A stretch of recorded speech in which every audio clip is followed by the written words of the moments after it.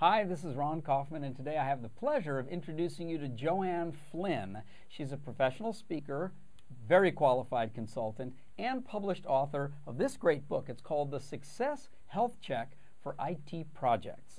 Joanne, pleasure to be with you today. Absolutely delightful to be with you, Ron. Tell us, what has this whole topic got to do with our topic of service? Well, projects are ways of defining a goal and creating value. So precisely on service, if you're going to do a project, it should be about creating value. Okay, so you know that our definition is taking action to create value for someone else. And what you're saying is that any project is designed to create value for someone. Well, I go, if it's not, then why do it? Okay, now there are a lot of projects that happen in the world, but not all projects succeed. Actually, that's the real tragedy. So few projects succeed that it actually shocked me. When I went and found the data, I actually had a CPA check it out because I really hated it so badly, that the research done in the UK and in the USA says that 33% of projects fail. That's pretty shocking. That's a third. A third. Okay. And then another 60% kind of just scrape over the line. It's like getting a C. Oh dear. Which that doesn't leave very many percent. It's like this tiny little waffer, the 7% that you go like, wow. And I think personally, excuse the expression, I think that sucks. Well, and it's expensive. It's hugely expensive.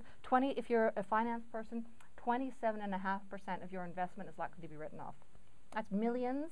And if you're a small business, that could make or break you. Globally, that's $333 billion. Just being written off because these projects didn't achieve what they were intended to do. Precisely. So that you write off the money, you waste the time, but more importantly, and this is something that probably you'd be passionate about too, there's this huge human cost of the people that are on it, struggling, burning out, heart attacks, people receiving a project, struggling, burning out, hating it, frustration, cynicism.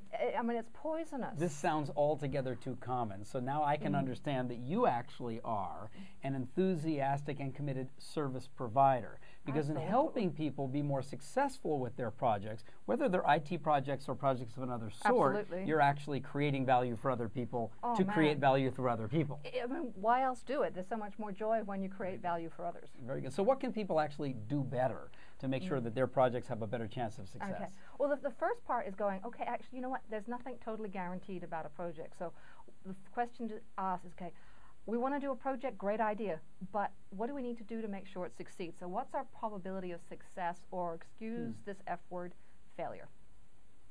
So we've got an idea, ooh, good idea, but don't just dive in. You're saying before you dive in, assess what's the likelihood that this is going to succeed. Yeah, exactly. You can save an absolute fortune in time, money, and mistakes and frustration by assessing early. So that's precisely why we actually wrote the book, was that there is a very structured, disciplined, simple process you can take. We call it the eightfold path. So the disciplined, simple approach that someone can take, you're calling an eightfold path. Yeah. Now, people can buy the book to find out all the 8 steps, but what would be one that you'd like to share?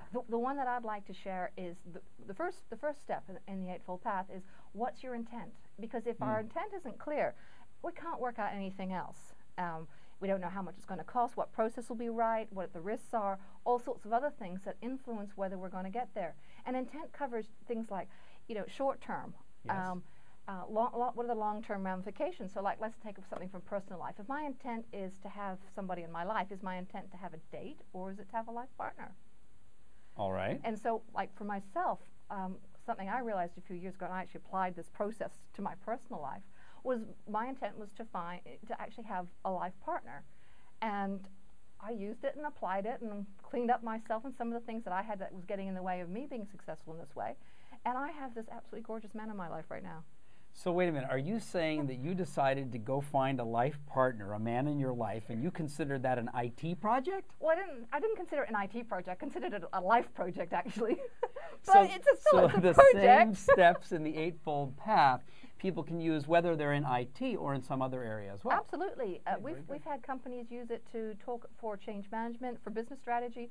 And like I said, some people who've realized that you can use it for your personal life too. Very good, very good. Joanne, how can people find out more about you? Well, they can find out more about us and myself particularly at the successhealthcheck.com. Success Healthcheck, all one word. All one word.